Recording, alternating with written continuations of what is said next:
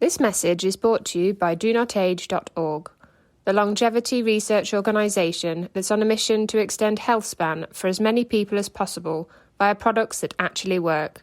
Start your journey today at DoNotAge.org and use code LLAMA for a 10% discount. That's LLAMA.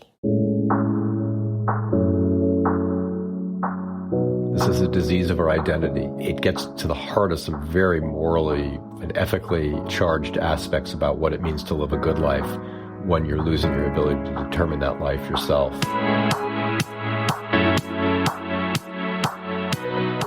Hello again and welcome to LLAMA, the Live Long and Master Aging podcast. I'm Peter Bowes. This is where we explore the science and stories behind human longevity. This episode is brought to you in association with Jubicel, the all-in-one longevity supplement that contains 10 key ingredients shown to have a positive impact on health span, as validated by scientific studies. To find out more, visit Jubicel.com. That's Juvicell.com. Alzheimer's disease is considered by many to be a modern-day crisis. We've talked about it before on this podcast, where we try to focus on living a long and healthy life. But it is the scourge of dementia that denies that privilege of healthy aging to so many people. And I think it's fair to say that many of us have encountered the disease firsthand, sometimes more than once, whether it's a relative or friend who has succumbed to progressive memory loss or impaired cognition, sometimes referred to as the long goodbye because of the way that person loses all sense of who they are and who we are. So a crisis for sure. But is there cause for optimism in terms of the science and our greater understanding of Alzheimer's compared with maybe just a few short decades ago when it was considered a rare disease? My guest is Dr. Jason Karlawish, Professor of Medicine and Medical Ethics and Senior Fellow of the Center for Bioethics at the University of Pennsylvania. He is also the author of the recently published book, The Problem of Alzheimer's, How Science, Culture and Politics Turned a Rare Disease into a Crisis and What We Can Do About It. Dr. Karlawish joins me from Philadelphia. Welcome to the Live Long and Master Aging podcast. Thank you, Peter. It's a pleasure to be on the show. Good to talk to you. I use the term Alzheimer's and dementia in the same breath there in my introduction. Let me put to you the question that you pose in the first line of your book. What is the difference between dementia and Alzheimer's? It is the question that opens the book and that often opens up many a clinical encounter when we get to what the diagnosis is. Simply put, dementia describes progressive, disabling cognitive problems. So a person prior had no cognitive problems, but now has developed difficulties with memory, attention, multitasking, and those cognitive problems are causing disability. And that's really the key word. In other words, someone needs to help the person prepare a meal, negotiate transportation from home to somewhere else, pay a bill, disabling cognitive impairments. Now, there are many different diseases that cause progressive, disabling cognitive impairments. One of the most common diseases is Alzheimer's disease, but it's not the only disease that causes dementia. Parkinson's disease can cause dementia. Lewy body disease causes dementia. HIV infection, if left untreated, ultimately can cause a dementia. In the 19th century and prior, untreated syphilis, tertiary syphilis, caused a dementia. So dementia, disabling cognitive impairments, Alzheimer's, one of, but not the only cause of dementia. And is there an element of dementia, if indeed that is an appropriate phrase, but is there, I'll phrase it like that, an element of dementia in the normal course of aging? The answer is, it depends on how you define what you think normal aging is. And in the book, I recount, for example, how, until the mid of really the last quarter of the 20th century, disabling cognitive impairments in an older adult was considered senility caused by aging. It was not considered caused by a disease. And so it was normalized as this is just what happens when you get older because of extreme aging. A pivotal set of events would occur in the last quarter of the 20th century that would recast that way of seeing what is normal aging and what is disease. Although, as I point out in the book, that work already started in the early 20th century, but then a host of bizarre events occurred from the early 20th century to the last quarter of the 20th century that had it all forgotten. So now we do not think of dementia as normal aging because of several reasons, one of which is the ability to see that there is clearly pathology going on in the brain, but there are also cultural transformations that allow us to recast senility as a disease. And we can certainly talk more about that. Yeah, exactly. Let's talk about that. Let's delve into some of the issues that you raise in your book. Before we do that, just tell me a little bit about yourself and your career to date. You're a physician and also quite a prolific writer. Well, yeah, I consider myself a physician and writer, and I think the one feeds the other. It's truly a harmony or a marriage in some sense, though not everything I write about is about medicine. But yes, I'm a geriatrician. I trained in internal medicine, and then I did additional training in geriatric medicine, an unusual field, admittedly. And early on in my career, I made dementia my focus, and came to the University of Pennsylvania as my first faculty position, and I'm still here. I help run the Penn Memory Center, where I am talking to you right now, from right now. Saw a patient earlier today.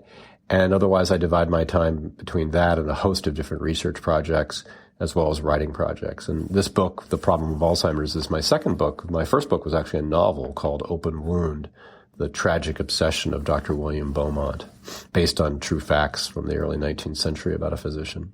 So you mentioned you're at the Penn Memory Center right now. Just tell me a little bit more about the work of the center. You see patients there. What is a typical day for you? A typical day depends on the day of the week, but for clinical day, which is Friday, I see patients at the Memory Center for diagnosis and also for follow-up care.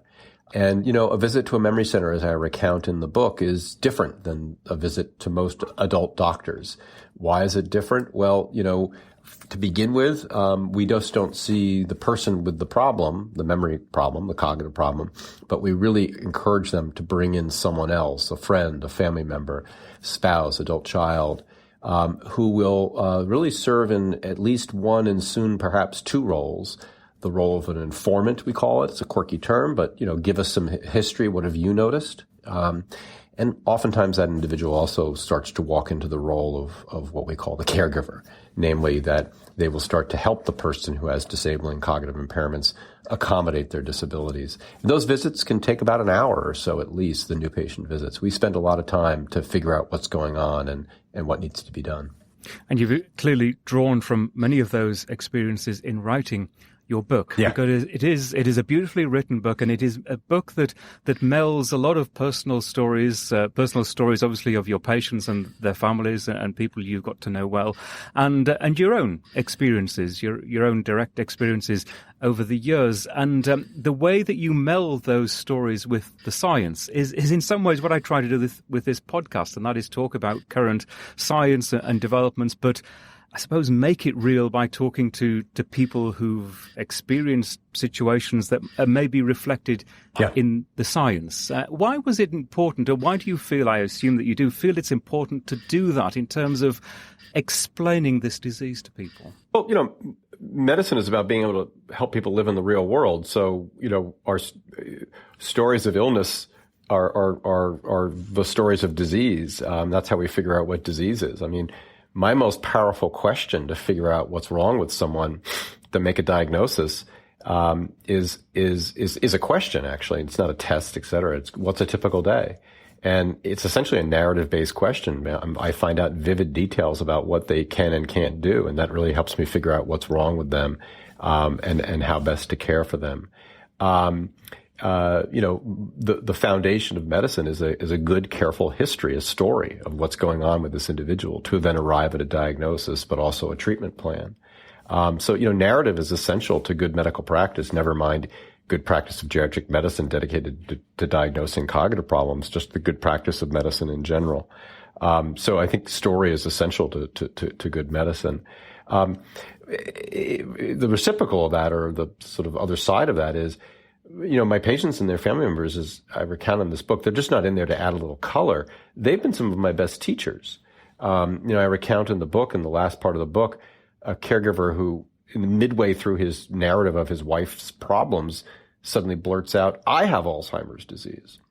And what he's saying isn't that he has cognitive problems that are disabling, but what he's saying is all this work I have to do to come in here and tell you what's going on and, find out what we need to do and then take her back home and, take care of her.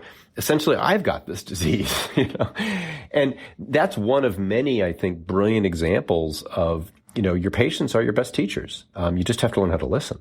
Or, as it were, your caregivers are the best teachers too. Yeah, I think that's interesting. And just defining what the disease is and its implications. And I take away that one of the issues for many people is this a disease or is it a disability? Are some people in denial that it's a progressive disease as opposed to something that they're just struggling with in the moment? Well, a couple points there to unpack. I am of the view that persons living with dementia do have a disease causing it. Sometimes we can't quite figure out what that disease is, but there's disease there. I'm also of the view that, and I've used it already, that persons with dementia are disabled. That is to say that they have a disability. And the reason why I think it's important to frame it as a disability is because it begs a societal obligation to provide reasonable accommodations for that disability.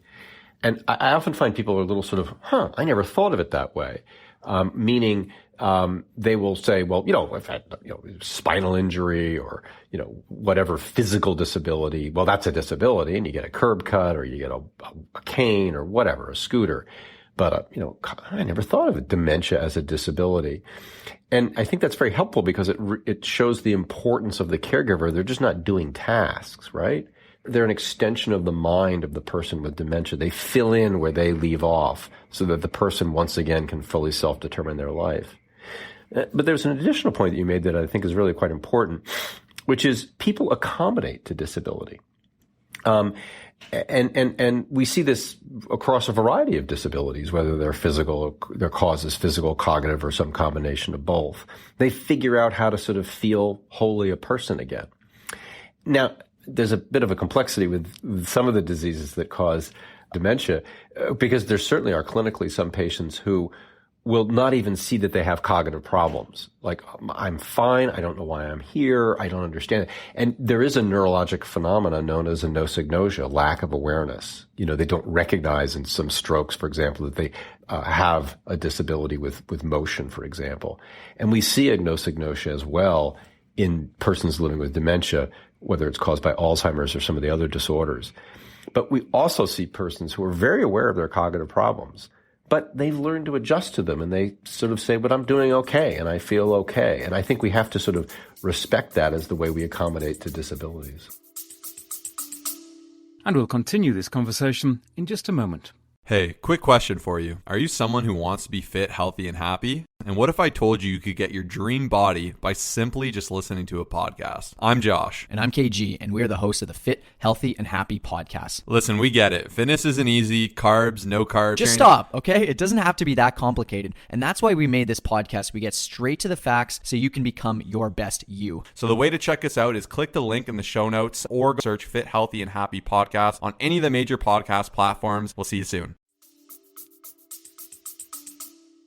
And there's also the stigma associated with diseases of these kinds. And also, and I've noticed this myself, the way in which people, maybe family members or others, how they will refer to someone who is suffering from dementia. And all of a sudden it becomes, oh, they behave like this or they do this, as if grouping sufferers together rather than treating them as individuals. And suddenly the use of a person's name in a very personal sense seems to be forgotten, and it's an almost distancing of yourself from the person who is suffering from the disease. Well, stigma haunts dementia. Stigma haunts the lives of persons with Alzheimer's, and it's woven into the book front and center. I quote how Walter Annenberg, former ambassador to the United Kingdom under the Reagan administration, was quoted in the New York Times about his former friend, Ronald Reagan. And I say former friend because he said, I prefer to remember him as a vigorous fellow, not the way he is now, and so I don't go see him. And so what Walter Annenberg was saying was, I'm going to stay away from my friend Ronald Reagan, who has dementia, And of course, that meant staying away from Nancy Reagan as well, Ronald Reagan's wife. And it was a very explicit, just plain statement of distancing from someone with dementia because I don't want to see them. I don't want to see their disabilities. I don't want to see them. Now, I also recount how a son, very wealthy son, built a whole institute. And part of the architectural design of this neurological institute was the waiting room would not allow anyone to see anyone else. Everyone had their own personal waiting room, so you didn't have to see another patient. And, I think stigmas haunt the lives of persons with dementia because they will say, friends stay away, family stays away. Their caregivers talk about how friends and family stay away. And I think, you can't just wish stigma away. You have to confront it as a cultural phenomenon. And I think, I recount how Susan Sontag in her book, Illness as a Metaphor, notes how, cancer's stigmas, were created because you had this large, vast, complicated disease with uncertain causation and poorly understood treatments. Well, that describes Alzheimer's disease as well. And yet, while treatment will help to sort of reduce stigma, we can work on our language. So, for example, you'll notice in my remarks with you, I'm not saying, well, the demented and, my demented patients. I keep on saying persons living with dementia. And it's a very deliberate act on my part to distinguish the disease and its disabilities from the person who has those disabilities. And that's a change for me. If you interviewed me, say, 6 years ago, I'd be saying demented. I'd be saying, oh, yeah, well, amongst my demented patients, this is what we do. And now I just don't talk that way. And that represents a turning in my way of thinking of them as persons. Yeah. We're going to pause our conversation just for a moment. We'll continue in less than a minute. You're listening to the Live Long and Master Aging podcast. This episode is brought to you in association with Juvicel, a novel all-in-one longevity supplement that includes 10 key research-backed ingredients shown in scientific studies to support health span. Things like resveratrol, fisetin, quercetin, pterostilbene, sulforaphane, and turmeric, all in a single dose. If you're interested in supporting your longevity, you probably already have a cabinet full of these single ingredients at home. Juvicel is the first product to combine them all into a single supplement to support your health span. It's also vegan, non-GMO, and sustainable. To find out more, visit juvicel.com. That's JUVICELL.com. And now let's return to my conversation with Dr. Jason Karlawish. So I think we've touched on this a little bit. The subtitle of your book is How Science, Culture and Politics Turned a Rare Disease into a Crisis. What is the big point that you're trying to make there? Yeah, the big point that I'm trying to make in that subtitle is science turned a rare disease into a common disease. Science and culture. Politics turned it into a crisis. So several events in the 20th century transformed what we thought was a rare disease, Alzheimer's, only seen in individuals under the ages of 60 and therefore rare. Scientific and cultural advances transformed that into a common disease. And I talked about that earlier already, how we began to rethink senile older adults didn't have senility, they had dementia, and that dementia was not caused by extreme aging, but caused by a disease, Alzheimer's. And I tell the story of the scientific and cultural advances that led to that. But what made it a crisis was politics. What made it a crisis was the failure of political institutions to do the things that needed to be done to care for those persons living with dementia and their caregivers. And I mapped that all out across the first two parts of the book. Interesting. So let's talk about, and I'm sure these are the three areas that you get most questions about, and that is the diagnosis, the treatment, and a potential cure for Alzheimer's, and what the current science is telling us about those three individual pillars. So first of all, diagnosis. In what way are we better off now than we were? And we've talked about how it was a few decades ago. How does the science benefit us now in terms of this diagnosis of this condition? Yeah, our ability to diagnose the disease is a story of spectacular progress in science. It really is. Namely, I recount in the first part of the book, Alzheimer's Unbound, how, beginning at the beginning of the 21st century, 2000, you had to be diagnosed with dementia, disabling cognitive impairments, to then have the physician say, well, I think the most likely cause of your dementia is Alzheimer's because of certain characteristics in your history and your exam. But I'm only going to know that your dementia is caused by Alzheimer's when you die. Because when you die, I will then be able to have the neuropathologist look at your brain and say, oh, the pathologies of Alzheimer's are visible here. So it's sort of a Gothic horror story. I can't really tell you what's causing your dementia until you die. So you will never know. Around the turn of this century, two events occurred that revolutionized the way we think about what is Alzheimer's and who has it. And in the first part of the book, Alzheimer's Unbound, I narrate these two events. They occurred in very specific times and places.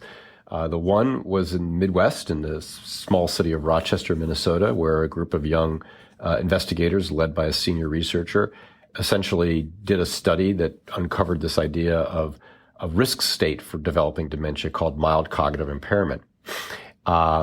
And the second event is two collaborative researchers at Pittsburgh who teamed up and were determined to figure out a way to use PET scan technologies to visualize amyloid in a living human. In other words, not wait till you die to see it, but to see it using a PET scan.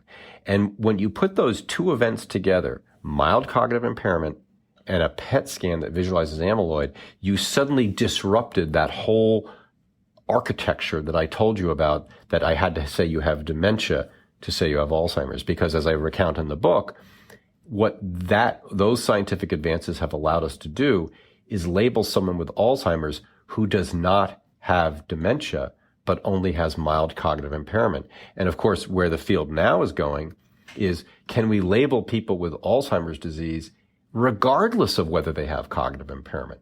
That is to say, visualize the pathologies in someone who is doing a podcast and, otherwise functional, but has amyloid and tau and evidence of neurodegeneration.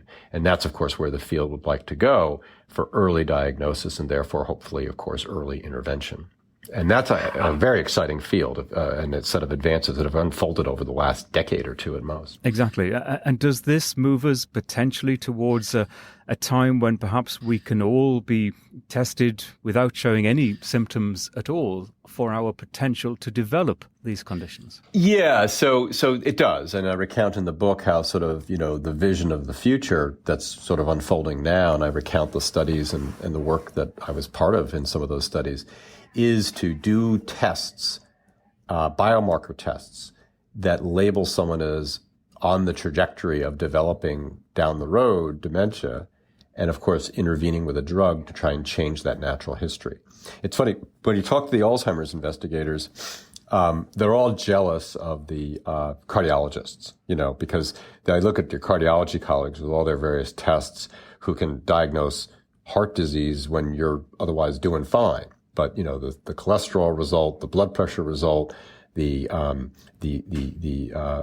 calcium scan, CAT scan of the chest, all will add up to, you need to be on a statin and an antihypertensive, et cetera. The Alzheimer's field talks about that. Like, that's where we want to go, Of course, there's something, I think, morally, ethically, socially quite different about being told, you might develop heart disease down the road, so take these treatments. Versus, you might develop dementia down the road, so take these treatments. I would argue the latter is pretty high-octane news for many of us, given how this is a disease that gets right at your identity, if you will. Yeah, exactly. And as science develops then, I wonder if there's going to come a time when we're obviously all very well aware of the benefits of eating a good diet, of taking plenty of exercise, but when we will better understand what we need to do in terms of our lifestyles to potentially prevent a disease like this. Yeah. So 2 points. I'll just state this plainly and then get to the second one. I think we should look forward to a future where we can change the natural history of Alzheimer's disease and other diseases that cause dementia. That is to say, slow the curve. For some, that may mean you never develop disabling cognitive impairments. For others, it may mean it didn't make a difference and they occurred. And, for probably most, it'll mean that, you didn't get as sick as quickly as you could have or would have, but for these efforts. So I think the point I make in the book is we are not going to drug our way out of these problems. We're going to have to learn how to live with Alzheimer's disease, but I think live with it better than we have in the past. The second point I want to make is right now, in the world, in America, in the world, we don't have a treatment that at the memory center, for example, I can type out a prescription and say with confidence, this will slow down the progression of your disease. We don't. There are some drugs under study, I'm sure we'll talk about, that might do that. But having said that, there's very good data gathered from multiple well-done studies for the last 3-4 decades that have a consistent finding across those studies, which is that the risk of developing dementia has been declining over the last 3 or 4 decades. There are still plenty of people with dementia because it's so related to age, and there are so many more people living into their 70s and 80s. But we don't see the expected numbers that we thought we would see because the risk is declining. And so you say, well, no, wait a minute. You just told me there's no effective treatment, and yet the risk of getting dementia has been declining. So what's going on here? Is there something wrong with measurement or the science? And I think the science is correct. And when you look at those studies that show the risk of dementia is declining, what you see is very consistent answers. And they start basically in childhood. Access to good education, at least through secondary school, through 12 years of education, has been shown to consistently reduce the likelihood of developing dementia. And then access and opportunity that follow from that as well, namely access to good health care, particularly cardiovascular care, over the life course, has consistently been shown to reduce the risk of dementia. So there are real things that we can do right now in America to reduce our risk. We just have to have the political will to do them.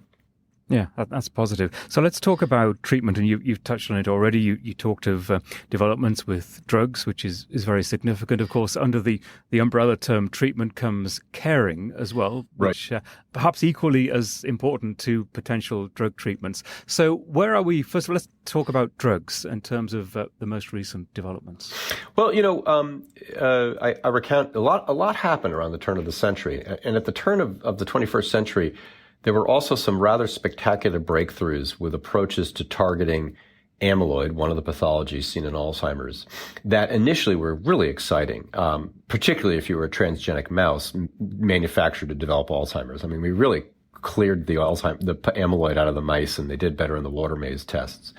And these drugs were rapidly translated into humans and tested in humans. And there, as I recount, we didn't do as well as the mice. And over the last 2 decades, where are we now? We have the ability to manipulate amyloid levels in the brain of a human. We can do that. And we're beginning now in our studies to see that there may be an effect on the trajectory of decline. The studies that have most recently been presented, and some are at the FDA now for review, do not show a reversal. They do not show a flattening, if you will, of the course of the disease, but they show a separation, if you will, between those on drug versus not on drug, such that, again, it's sort of like, bending the curve of decline as opposed to simply stopping it. And that's probably where we will be, assuming one of these treatments is shown actually to be effective after all the data are looked at. So slow but not halt. Now, might down the road we develop more effective treatments and innovate? Yep, absolutely. But I think that's on the table. So progress in therapeutics absolutely has occurred. Still certainly more work to do in that space, though. And in terms of caring for loved ones with dementia, there's a film out at the moment, The Father, starring Sir Anthony Hopkins. I don't know whether you've seen it or not, but that addresses head-on the issues and the problems associated with someone who is very clearly exhibiting the progressive decline in terms of their cognitive abilities. Exactly. And that's where the crisis begins. So the crisis, especially in America, is that we have not set up the kind of healthcare system that we need to care for persons living with dementia and their family members. And I recount how, when the Alzheimer's advocacy movement started essentially at the end of the 70s, 1980, when the organization that would come to be called the Alzheimer's Association was founded, they had several agendas: raise awareness, research for a cure, and create a system of long-term care services and supports. I would argue that they certainly have succeeded on the first two, but no fault to them. They never achieved that third goal of a system of long-term care services and supports.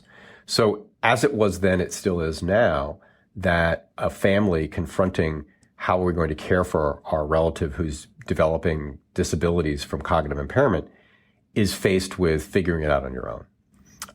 An indifferent healthcare system both for really getting a clear diagnosis, but worse, an indifferent long-term care social services and support system that is not routinely available, a patchwork at best. We have Medicare to make sure you get the best of medical care in America, but we don't have an equivalent social insurance program to assure that you get long-term care services and supports. We have a safety net in the form of Medicaid if you're poor enough and meet poverty thresholds, but there that care is rationed. People wait months, if not years, to get it. And, the quality of it is only marginal because it's rationed and such. So America has not been able to successfully arrive at a political consensus to create a system of long-term care services and supports to reduce the risk and the hazards of being a caregiver as well as being a person living with dementia. And that's a tragic story which leads us to the crisis we have today in terms of the lack of good quality care. Yeah, and I think that is probably reflected in countries around the world. We've got a global audience for this, and I know there are similar issues in other countries. Yeah, I will say, I don't want to try to make it sound like all unicorn and rainbows in Germany and the Netherlands, but, I would hold out that those are two countries where, they mustered the political will to set up a system of long-term care services and supports. In the Netherlands, after diagnosis of dementia, you have mandatory access to a care manager to help organize a care plan. In Germany, there's a long-term care social insurance program available to all, regardless of whether it's dementia or whatever the cause of disability is. It's paid out of a payroll tax that all citizens, all Germans pay into. So I think other nations have been a little bit more thoughtful around this and than we have here in the States.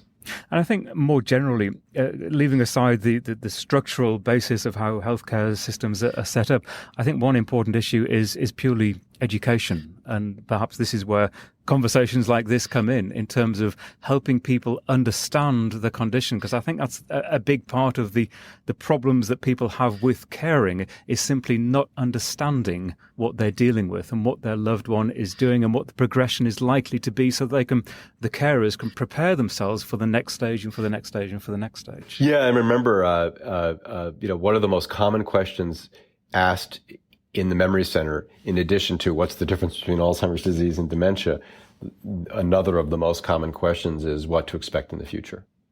And I think families breathe a sigh of relief when you sit down and sort of explain, here's where we are now in terms of stage, and here in the coming months, years, is the things to look out for, and therefore how to plan.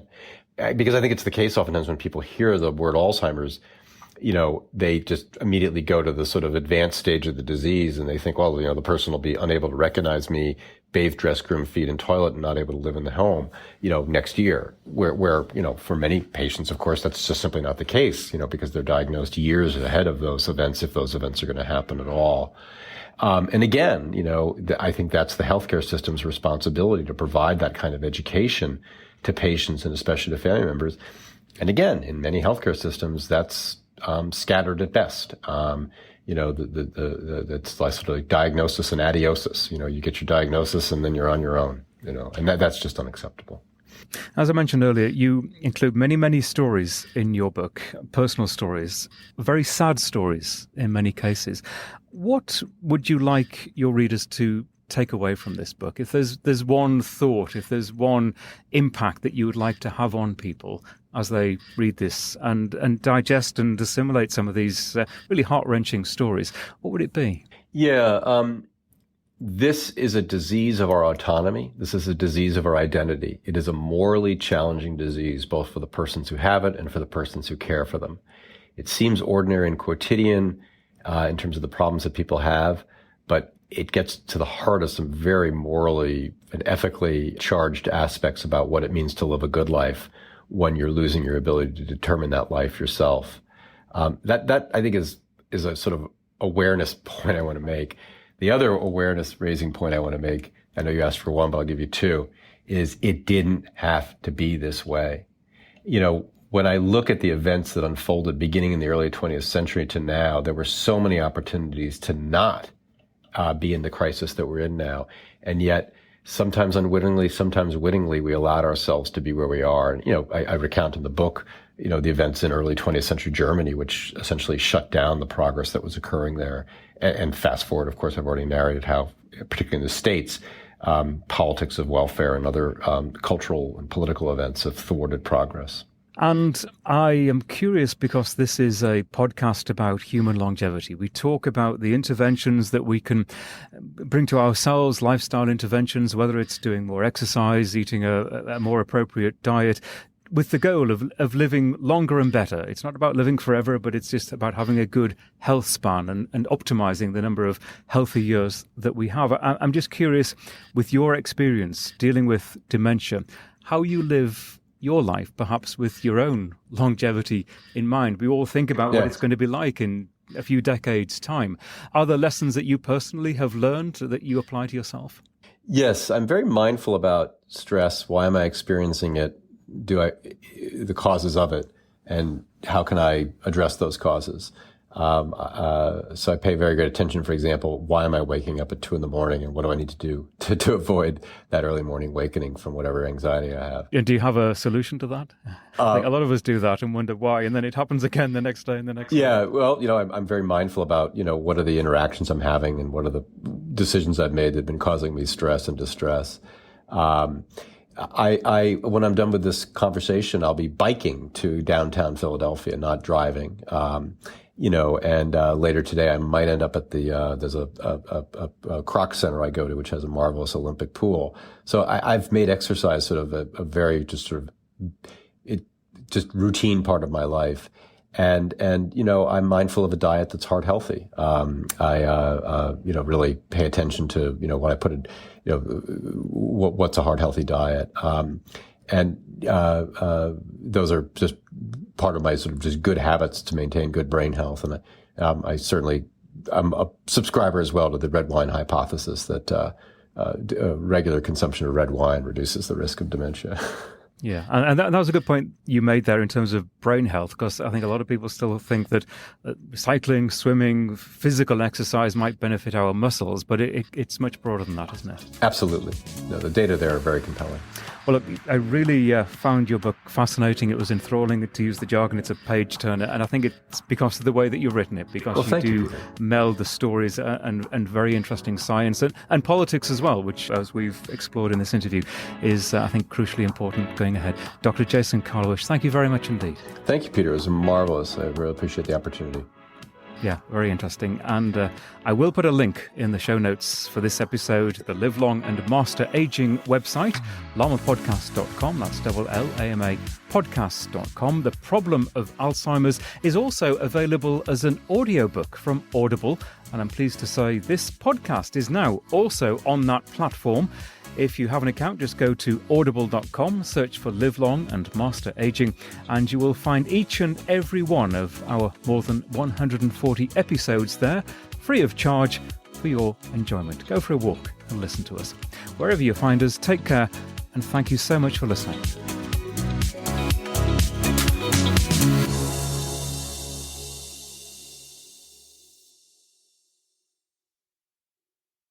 Health optimization is what this podcast is all about, and that means taking care of our mitochondria, the energy centers of our cells. Physical strength, avoiding frailty is key, and that's why the science behind urolithin A and the work of Timeline Nutrition is so interesting. You can find out more and get a discount code at our website and in the show notes for this episode.